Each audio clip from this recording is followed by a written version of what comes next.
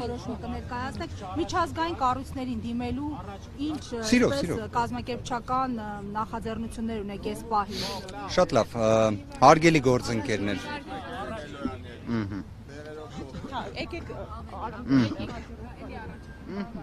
Նորմալ է գործընկերներ։ Մի քիչ էլ, շատ լավ։ Նախ հարգելի գործընկերներ, սրտանց շնորհավորում եմ բոլոր կանանց, մայրերին ապրիլի 7-ի առթիվ։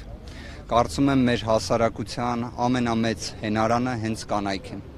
Կարծում եմ վերջին տարիներին այն փորձությունները, այն դժվարությունները, որ մեր հասարակությունը տեսել է, հաղթահարում է եւ ել ավելի է հաղթահարելու, առավելապես հենց կանանց շնորհիվ են։ Խոնարհումս մեր հայ կանանց առջև։ Ինչ վերաբերում է այն ամենին, ինչ տեղի է ունենում այստեղ։ Գործընկերներ, սա պրիմիտիվ վախի դրսևորում է։ Վերջերս տեսնում ենք, չէ, հաճախ գործադիր իշխանության այս պահի դրությամբ ղեկավարը խոսում է ուժեղ տղերքի մասին։ Բա ուժեղ տղերքը արդյոք քաղաքական հայտ ներկայացնելուց մի քանի օր առաջ հատուկ հրատապ կերպով ընտրական օրենսգրքի փոփոխություն են անում զուտ Սամվել Կարապետյան բառը, անունը, ազգանունը չօգտագործելու համար։ Բա սա արդյոք ուժեղ իշխանության դիրքն է։ Կարծում եմ սոցիոլոգիական հարցումները եւ ողջամիտ տրամաբանությունը կհուշի, որ սա վախեցած իշխանության վարքագիծ է։ Շատ վախեցած նույնիսկ։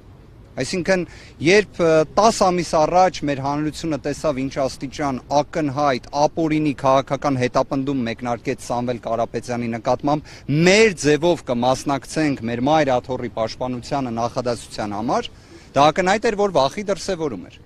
Երբ Երևան քաղաքում փակցվել էին Սամվել Կարապետյանի լուսանկարները եւ ոստիկանության ծառայողները, քաղաքապետարանի ծառայողները համառորեն պայքարում էին վճռականորեն ամեն մի լուսանկարի դեմ, դա վախի դրսևորում էր։ Երբ այսօր արդեն խոսում են նրա մասին, որ Սամվել Կարապետյան անձնանունը չի կարող օգտագործվել որպես դաշինքի անվանման մեջ, սա ամենամեծ վախի դրսևորումն է։ Ավելին, իրավական առումով 2026 թվականի մարտի 31-ին այլևս հրապարակային փաստ էր, որ ուժեղ Հայաստան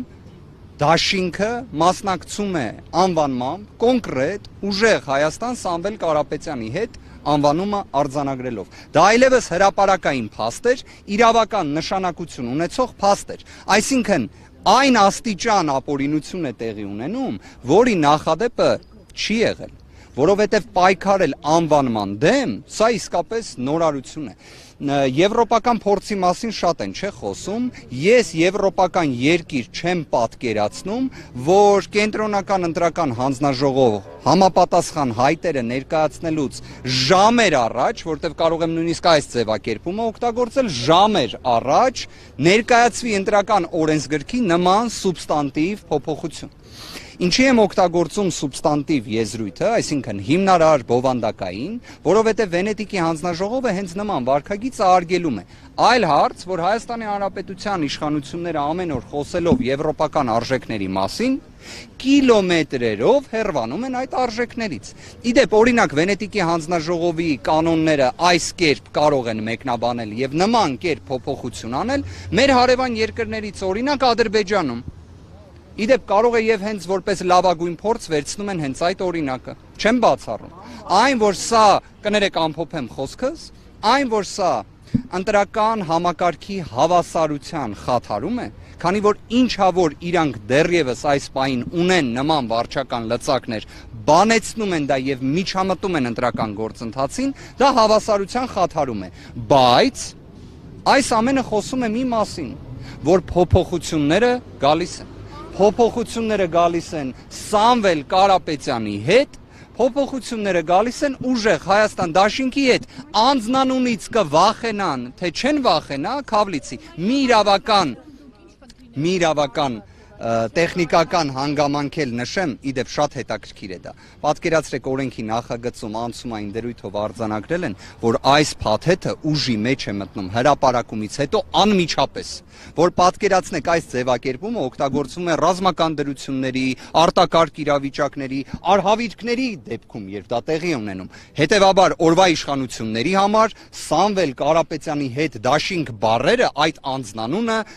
կարելի է նման անալոգիայով անցկացնել։ Այս փոփոխությունը ընտրությունների լեգիտիմության վրա ավելի շատ իրավական քաղաքական հետևանք ունենա։ Լեգիտիմության տեսանկյունից այն, որ հավասարության տեսանկյունից սկզբունքը հիմնարար խաթարվել է իրենց այս վարքագծով, իրենք իդեպ չեն էլ թաքցնում։ Ես մի քանի ելույթ հասցրեցի լսել, մարդիկ ուղիղ ասում են, որ սա ինչի համար է արվում։ Այսինքն այստեղ նույնիսկ չեն էլ թաքցնում։ Իրենք այս պայդրությամբ ունեն սահմանադրական օրենք փոփոխելու անհրաժեշտ ձայներ, անում են դա։ Այսինքն այդ միջամտությունը անում են։ Իսկ այդ միջամտության դեմ լավագույն հակազդող, զսպող գործիքը հարգելի գործընկերներ, ժողովրդավարությունը դա ցույց է տվել որն է։ Ժողովրդավարությունը։ Դա ժողովուրդն է իր իշխանության իրացմամբ։ Իսկ ժողովրդից ազդակները կարծում եմ առավել քան հստակ են։ Իրենք նաև պնդում են, որ սա ընտրությունները կամ ընտրապայքարը ոչ թե անձերի, այլ գաղափարների շուրջ։ Հարգելիներս, եթե նման երևույթ կա 2026 թվականի փետրվարի դրությամբ, երբ այս պայդրությամբ հանրապետության նախագահ Վահագն Խաչատուրյան, եթե չեմ սխալվում, երբ հրամանագիրը ընդունում էր, դրա մասին չգիտեին։ Այդ հրամանագիրը ընդունվելու պահից, օրինակ, հիմա եթե ես բարեգործություն անեմ, մեկ մեր հայրենակցի համար, ով դրա կարիքը ունի, կգան քրեական գործ կհարուցեն եւ դուք կտեսնեք մի դաժան տեսանյութ բավականին բամփ ձայնով, որտեղ կհրապարակվի, որ խախտվել է բարեգործության արգելքը։ Հա, դրա հիմքն էլ հանդիսանում է Վահագն Խաչատուրյանի ընդունած հրամանագիրը։ Բա այդ հրամանագիրը այս դեպքում չի աշխատում, այլ կերպ ասած իրենք նաև նսեմացնում են նախագահի հրամանագրի ինստիտուտը, բայց իրենց թիմակիցն է, երևի իրենք այդտեղ խնդիր չեն տեսնում։ Միտում որպես այդպեսին ակնհայտ է ամեն կերպ վախին արձագանք։ Ես հասկանում եմ, որ դա է ի վերջո մարդկային իմաստով կարելի է հասկանալ, քաղաքական իրավական առումով սա խայտառակություն է։ Չէ, ես վիճաբանության մեջ չմտնեմ։ Դուք կարողանալու եք փոփոխել օրինակ պարզապես ուժեղ Հայաստան առանց Սամվել Կարապետյանի հետ եւ մասնակցել ընտրություններին։ Գիտեք, ես կարծում եմ թող լինեն համապատասխան իրավական ռեժիմները, ի վերջո տեսեք, օրինակ, երևի ծայրահեղ անհավանական մի բանն է, որ մենք միասին այսօր կարողանանք թռնել լուսին, չէ՞։ Օրինակ բոլորով ապրիլի 7-ի արդիվ թռնենք լուսին։ Այդ աստիճան անհավանական երևույթ է, օրինակ, որ Խաչատուրյան Վահագը, հանրապետության նախագահը 3 օր հետո ստորագրի այս հրամանագիրը եւ այն ոչ մի իրավական հետևանք չենթադրի։ Կամ կենտրոնական ընտրական հանձնաժողովը առաջնորդվի այն օրինականության կանխավարկածով, որ հետադարձ ուժի արգելք կա, վատթարացնող նորմ կա, մարտի 31-ից այլևս այս դաշինքը փաստ է եւ այլն։ Սենց անհավանական երևույթները, որոնք 0.1%-ի տրամաբանությամբ են, բայց հնարավոր է, չէ՞, գոյություն ունենան։ Եկեք այդ փոքր ժամանակը սպասենք, այնուհետև հստակ դիրքորոշումը կներկայացնենք։ Ինչպես ինչ անվանումով է դաշինքը մասնակցելու եւ մեկ էլ մի հարց է պարոն Վարդանյան, տեսնում ենք, որ ուժեղ Հայաստան Սամվել Կարապետյանի հետ դաշինքը Սամվել Կարապետյանի հետ լուսանկարով է ներկայացնում համացանցում այդ տեղերում, հնարավոր է, որ այս փոփոխություններով նաեւ լուսանկարը որպեսզի չանձնավորվի պահանջների լուսանկարով։ Ես նույնիսկ կարող եմ ասել, որ եթե օրինակ հիմա դուք ոստիկանության ծառայողների եւ հատկապես Երևանի քաղաքապետարանի ծառայողների մոտ ձեր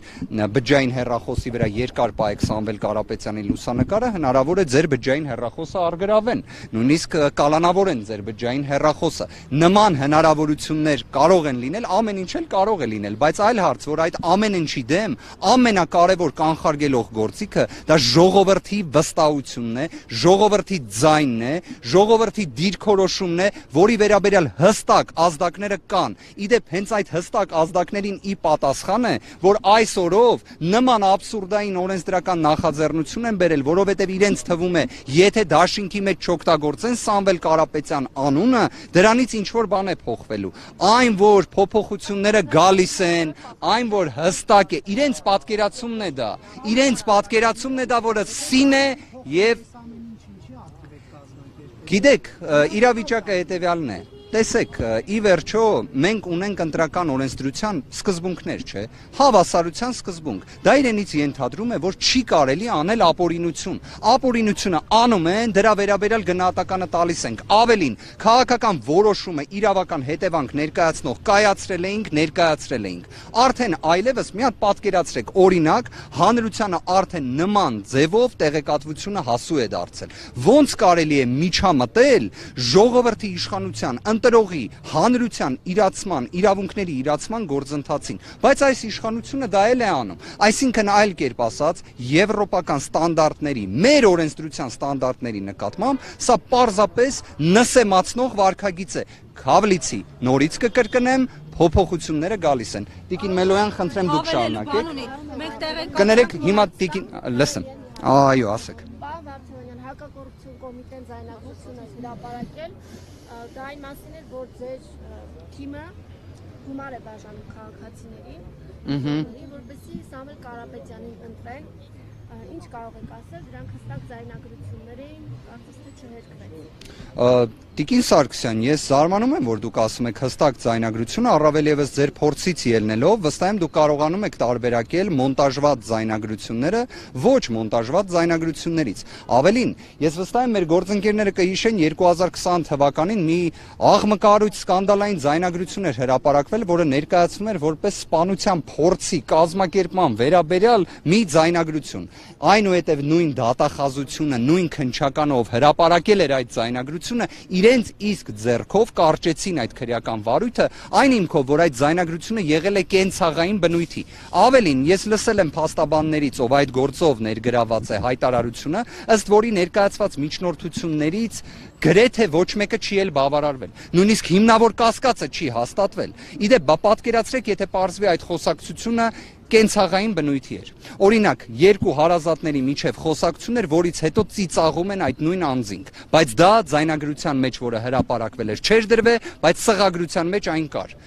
Հնարավոր է, չէ՞ դա։ Ավելին, այս իշխանությունների ձեռագիրը ամեն կերպ ամեն ինչ մոնտաժելու եւ հանրությանը հրամցնելու, սուտն ու կեղծիքը հրամցնելու անգերազանցելի է։ Ի վերջո հենց այս իշխանություններն էին, որ բոլորը, այդ թվում այս ազգային ժողովում իդեպ, խոսում էին նրա մասին, որ պրոբացիայի ծառայությունը թույլ է տվել Սամվել Կարապետյանին տեսաուղերձներով հանդես գալ։ Հետո հենց իրենք ընդունեցին, որ դա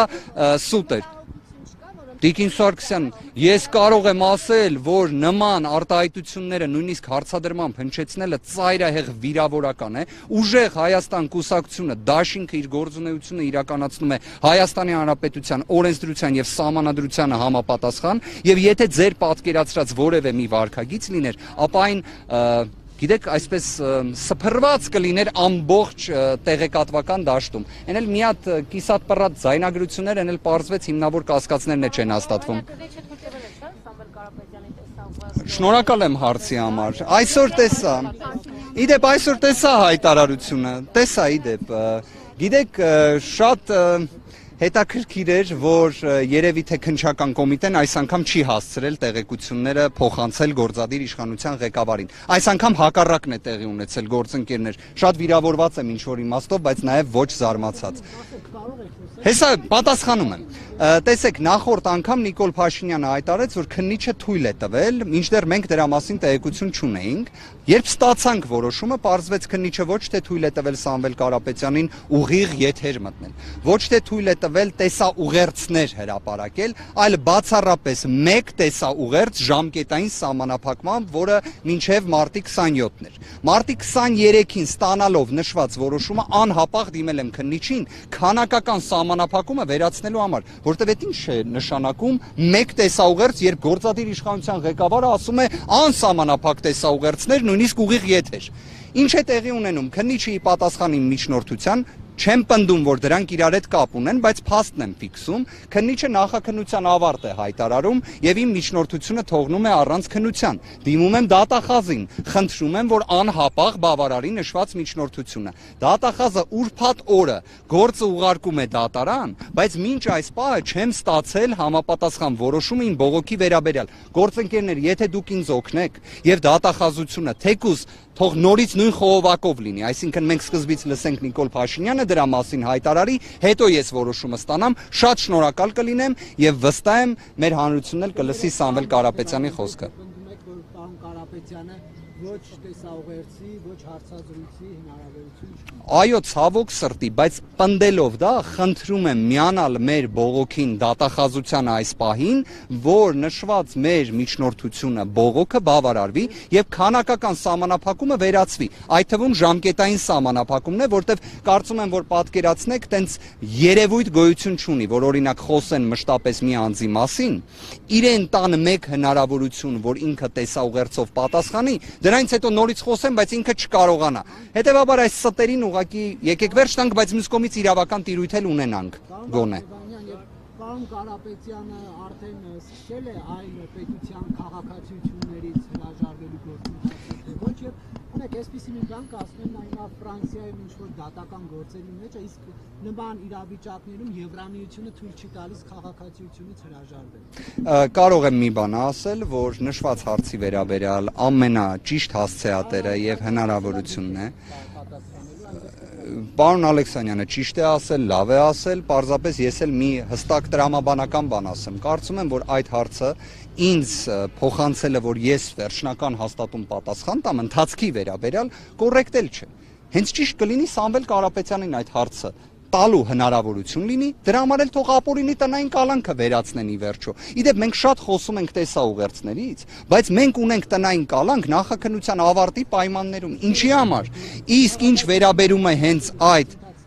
ես անկեղծորեն եմ ասում, ես իմ համոզմունք ունեմ, որ նշված հարցը թիմակցի, գործընկերոջ, պաշտպանի որևէ անձի կողմից պատասխանելը կոռեկտ չէ այնքանով, որ դա իսկապես հենց Սամվել Կարապետյանի կողմից պատասխանը պետք է ընչի։ Իդեպ, բայց նաև առիթից օգտվելով կարծում եմ Նարեկ Կարապետյանը Ռուսաստանի հետ Եվրոպայի քաղաքացիությունները գիտեք,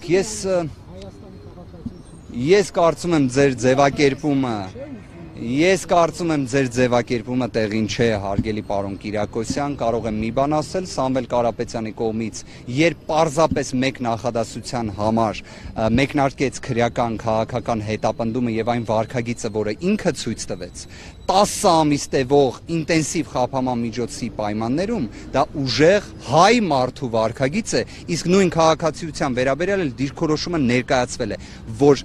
բոլոր այն պատկերացումները, որ ունեն մեր հայրենակիցները, ի կատար են ածվելու։ Միաժամանակ դրա վերաբերյալ հարցը, կրկին եմ ասում, մարդկայնորեն կոռեկտ չէ, որ ես մեկնաբանեմ կամ որևէ մեկ այլ անձ։ Սամվել Կարապետյանը վստահ եմ, նույնիսկ կարող եմ այդ մի մասը գաղտնազերծել։ Շատ հետաքրքիր պատասխանը տալու է, որը դուր է գալու մեր հայրենակիցներին եւ մեր Հայաստանի Հանրապետության քաղաքացիներին, Տիկին Մելոյանին էլ խնդրենք շարունակի։